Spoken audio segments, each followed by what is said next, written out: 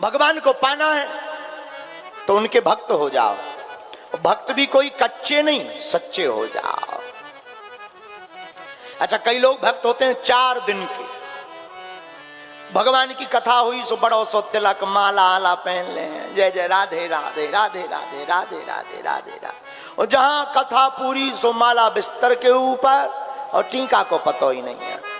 बोलो सीताराम। इसे भक्ति नहीं कहते, इसे मौसम कहते। मौसम, ये मौसम के भक्त। मौसम से याद आओ कि आज भगवान भी बड़े खुश हैं। लगता है ये मानेंगे ही नहीं। आज ये भी बड़े प्रसन्न हैं। 2 धारा बहेंगी, एक तरफ इंद्र जी की, एक तरफ भागवत जी की। बोलो सीताराम। जोर से बोलो, और जोर से बोलो। तो भगवान भक्तों के अधीन है, हम भक्त पराधीन हैं। एक बात और, भगवान के जितने भी भक्त हैं, आपको हम बड़ी विनम्रता पूर्वक कहें,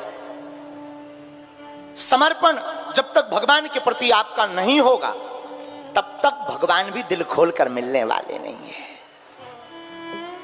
समर्पण से ही परमात्मा मिलते हैं। जितना ज्यादा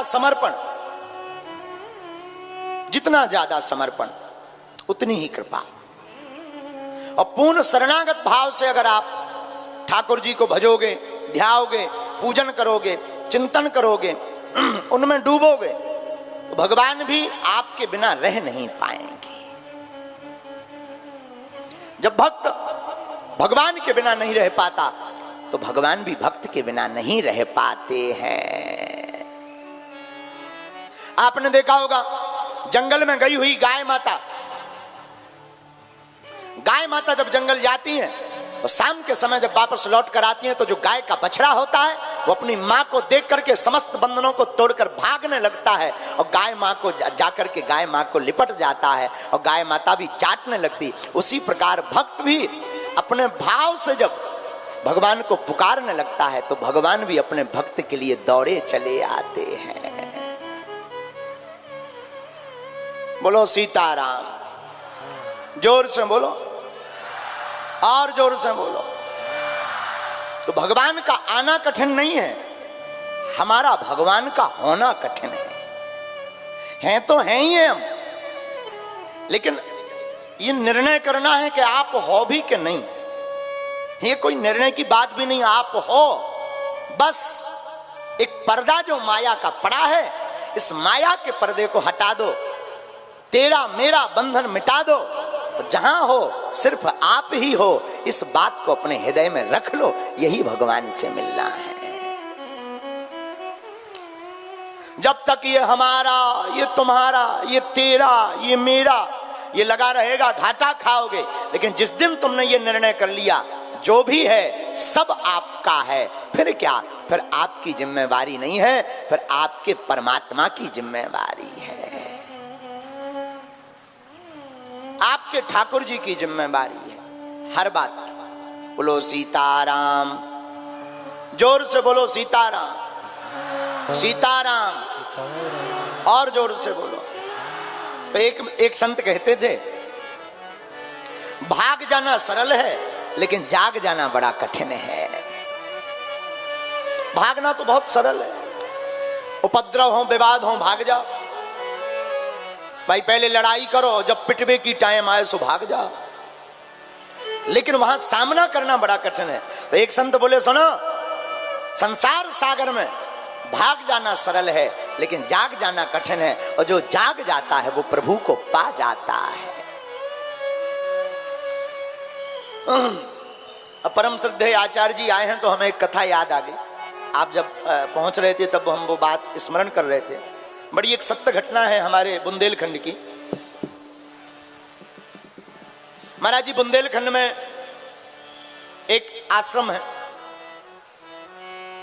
वहां के एक पुजारी जी रघुनाथ जी के बड़े भक्त थे, बड़ी सेवा करते थे दिन ना रात। हमने तो उनको अपनी आंखों से देखा, आज भी दास को उनका आशीर्वाद मिलता रहता है।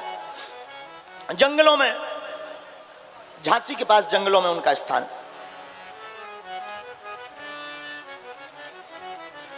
श्री रघुनाथ जी का मंदिर, हनुमान जी का मंदिर, शंकर जी का मंदिर है। और ये घटना बिल्कुल हमारी सामने की ही है। इस घटना से हम पूर्णतया वाकिफ हैं, लेकिन उन्होंने कहा था इसको चर्चा को प्रचारित नहीं करना है। लेकिन वो बात बिना नाम कहे हम कई बार कह लेते हैं। आहा, राम जी से बड़ा प्रेम। एक बार वहीं के कुछ ट्रस्टियों ने, समिति के जो ट्रस्ट वाले होते हैं, उन्होंने षड्यंत्र करके उनको हटाना चाहा। यज्ञाचार्य जी उनको हटाना चाहा, तो उन्होंने निवेदन किया कि भाई आप हमें हटाना चाहते हो, हम हट जाएंगे, लेकिन कृपा करके हमें रघुनाथ जी के चरणों की सेवा से दूर मत करो। बड़े स्वभाव के, दैन्य भाव के, बड़े स्वभाव के सरल महात्मा। देखो कितना अच्छा संयोग है। बाहर इंद्र देवता बरस रहे, भीतर हम बरस रहे। बाहर की जो धारा है वो जल धारा हो रही है, भी अंदर भगवान की कृपा से, हनुमान जी महाराज की प्रेरणा से यहां भागवत की धारा बरस रही है। और ये भी अद्भुत बात है, मतलब जल धारा में स्नान करोगे तो शुद्ध हो जाओगे, स्नान से शुद्धि होगी, लेकिन भागवत कथा की धारा में स्नान करोगे तो मन की शुद्धि होगी। आहा, वो पुजारी जी बड़े ही भक्त। वहां नियम था, हर अमावस्या को राम जी का जो विग्रह था वो सामने बाहर लाते थे, चौक में सबको दर्शन कराते थे। गांव के आसपास के लोग आते थे दर्शन करने। एक बार उन पुजारी जी के ऊपर ट्रस्टियों ने बड़ा षड्यंत्र करके एक झूठे मुकदमा में, अमावस्या का दिन वो राम जी को बाहर लाए, आरती की, पूजा की। छोटे से राम जी, इतने से राम जी, ज्यादा बड़ा विग्रह नहीं था। छोटे से राम जी को बाहर लाए और रख दिया। सब गांव वाले, आसपास के क्षेत्र वाले दर्शन करने लगे, आरती करने लगे, पूजा करने लगे, जय जयकार होने लगी। लेकिन उसी वक्त ट्रस्टियों ने षड्यंत्र करके एक मुकदमा, महिला का आरोप लगा दिया।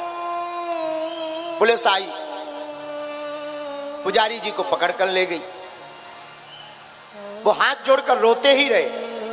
उन्होंने जाते समय रघुनाथ जी को प्रणाम किया। सरकार, आज तक तो इस शरीर से कोई अपराध बना नहीं, पर हमें पता है ये जो हम भोग रहे न, हमारे ही अपराध के कारण हम ये भोग रहे हैं। लेकिन अब जैसी आपकी इच्छा, बस हमें जेल जाने का कोई दुख नहीं है रघुनाथ जी। हमको तो सिर्फ एक ही दुख है कि हे रघुनाथ जी, हम जेल में रहेंगे तो आपके बिना कैसे रहेंगे। झरझर आंसू बहे। पुलिस ने हथकड़ी डाली। चलो पंडित जी, बहुत हो गया नाटक, खूब रो लिया। तुम्हारे दो मुंह हैं, अंदर के कुछ और हो, बाहर के कुछ और। चलो। ऐसी उल्टी सीधी बातें कहते हुए पुलिस के पहरी जेल ले गए। छानबीन हुई नहीं, रिमांड पर रख दिया। इधर आनंद फानन में ट्रस्टी बड़े प्रसन्न भय, लो बढ़िया रहा, भगवान की बड़ी कृपा रही। क्या है, पुजारी जी चले गए। उन्होंने आनंद फानन में वो जिनको नियुक्त करना चाहते थे उन पुजारी जी को नियुक्त किया। नए पुजारी बन गए, ढोल नगाड़े बजने लगे। इधर पुलिस की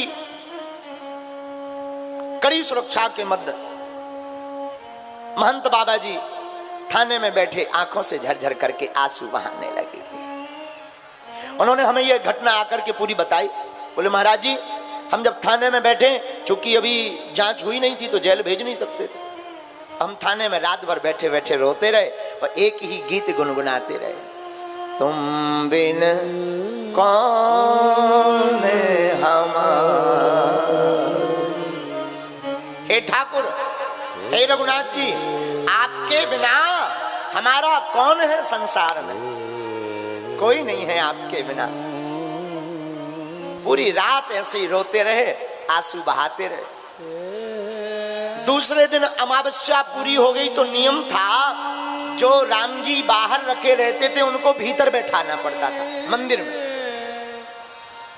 लेकिन हुआ क्या, जो नए पुजारी जी आए, बड़े प्रदर्शन वाले, बढ़िया, उन्होंने लंबा चौड़ा तिलक लगाया, माला पहनी, धोती पहनी। अब नए नए पुजारी, नया नया रंग भी दूसरे प्रकार का होता है। तुरंत गए आनन फानन में राम जी को बढ़िया प्रणाम किया उन्होंने। और जैसे ही राम जी को उठाना चाहा, सोई रघुनाथ जी ने लीला कर दी। राम जी का भार इतना बढ़ गया कि राम जी को पुजारी जी पसीना मार गया, पर उठाना तो दूर की बात है, धनुष की भांति राम जी को डिगा तक नहीं पाए।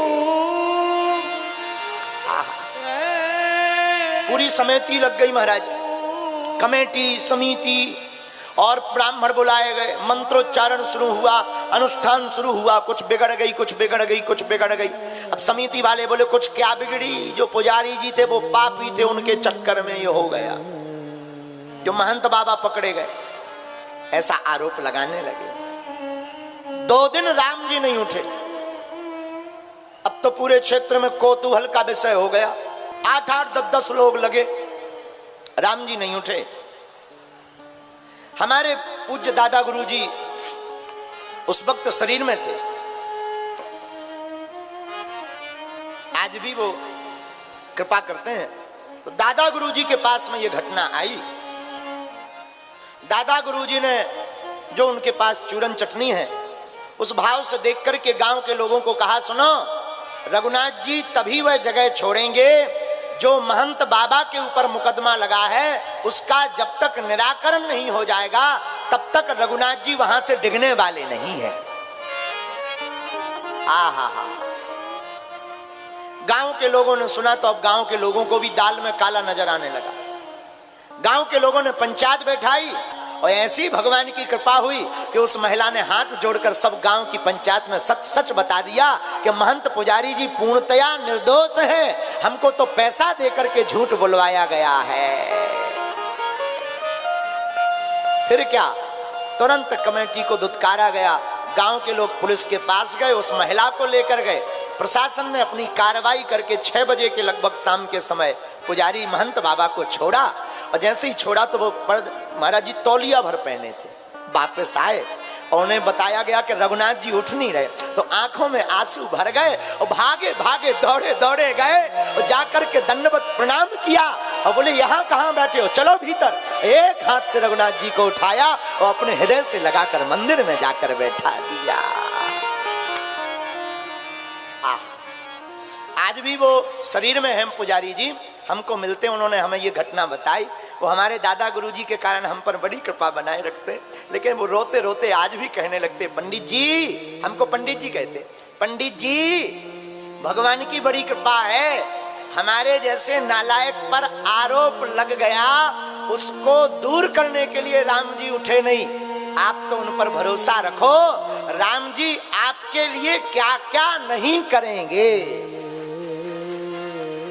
इससे हमारी जो कथा चल रही है, अहम भक्त पराधीनो, भगवान भक्त के अधीन है, इस घटना से सिद्ध होता है कि भगवान सच में भक्तों के ही अधीन है।